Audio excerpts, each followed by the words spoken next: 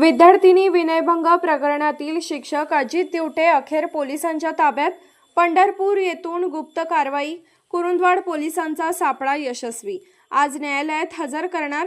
कुरुंदवाड विद्यार्थिनीच्या विनयभंग प्रकरणातील संशयित शिक्षक अजित भूपाल दिवटे याला अखेर कुरुंदवाड पोलिसांनी पंढरपूर येथून ताब्यात घेतले.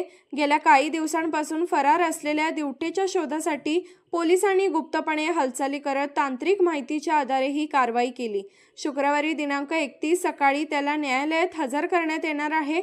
विद्यार्थिनीच्या विनयभंग प्रकरणी दिवटे याच्या विरुद्ध गुन्हा दाखल झाल्यानंतर त्याच्या अटकेची मागणी RPI लोक जनशक्ती पार्टी, पुरोगामी संघर्ष समितीसह विविध सामाजिक संघटना, ग्रामस्थ आणि राजकीय पक्षांकडून सातत्याने करण्यात येत होती. आरोपी अद्याप फरार असल्याने तपासाच्या गतीवरही प्रश्न उपस्थित होत होते. या पार्श्वभूमीवर सहाय्यक पोलीस निरीक्षक संतोष माने व पोलीस उपनिरीक्षक जीवन पाटील यांच्या मार्गदर्शनाखाली हवालदार ज्ञानदेव सानप व अविनाश भोसले यांच्या पथकाने आरोपीच्या हालचालींवर गोपनीयरित्या लक्ष ठेवले. तांत्रिक माहितीच्या आधारे पंढरपूर येथे सापळा रचून अजित दिवटे याला ताब्यात घेण्यात आले. या कारवाईची पोलिसांनी पूर्ण गोपनीयता राखली.